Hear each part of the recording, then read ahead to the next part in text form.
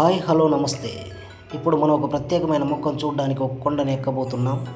కొండలు వర్షాకాలంలో రకరకాలైన మొక్కలతో జీవులతో జీవ వైవిధ్యాన్ని ప్రదర్శిస్తూ ఆహ్లాదకరంగా ఉంటాయి. మనకు తెలుసు ఆల్ ప్లాంట్స్ ఆర్ ఆటోట్రోప్స్. అన్ని మొక్కలు కూడా స్వయం పోషకాలే, తమ ఆహారాన్ని తామే తయారు చేసుకుంటాయని. కానీ మనం ఇప్పుడు చూస్తున్న మొక్క అది పారాసైటిక్ ప్లాంట్. తమ ఆహారాన్ని తాము తయారు చేసుకోలేవు, వేరే మొక్కలపైన ఆధారపడుతూ ఆహారాన్ని తీసుకుంటూ ఉంటుంది. దీన్నే మనము కస్కుటా ప్లాంట్ అని కూడా పిలుస్తాం. శాస్త్రీయంగా కస్కుటా రిఫ్లెక్సికా అని పిలుస్తాం. అలాగే ఇంగ్లీష్లో డాడర్ ప్లాంట్, అమర్బెల్ ప్లాంట్ అని కూడా పిలుస్తారు. తెలుగులో అయితే బంగారు తీగ మొక్క అని కూడా పిలుస్తారు. ఇది కన్వాల్వులేసి కుటుంబానికి చెందిన మొక్క.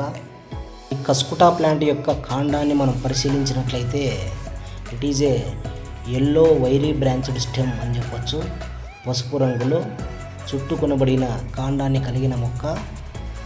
ఈ అతిథేయి మొక్క యొక్క కాండాన్ని చుట్టుకొని అతిథేయిలోకి ఒక ప్రత్యేకమైన వేర్లని చూపించడం జరుగుతుంది. ఆ వేర్లని మనం హ్యాస్టోరియాస్ అంటాం.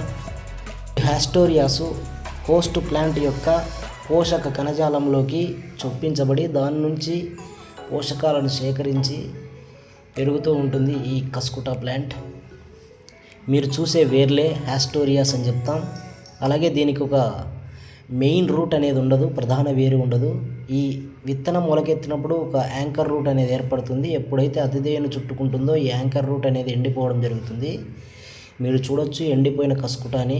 తర్వాత దీనికి మెయిన్ రూట్ లేకపోవడం, తర్వాత స్వతంత్రంగా కాండం చుట్టుకొని పెరగడం కూడా మనం చూడొచ్చు.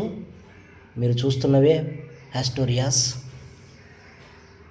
దీని యొక్క లీవ్స్లో క్లోరోఫిల్ అనేది ఉండదు, కాబట్టి సొంతంగా ఆహారాన్ని తయారు చేసుకోలేవు. పూర్తిగా వేరే మొక్క పైన ఆధారపడుతూ పెరుగుతూ ఉంటాయి. కాబట్టి దీన్ని పారాసైటిక్ ప్లాంట్ అని కూడా అంటాం.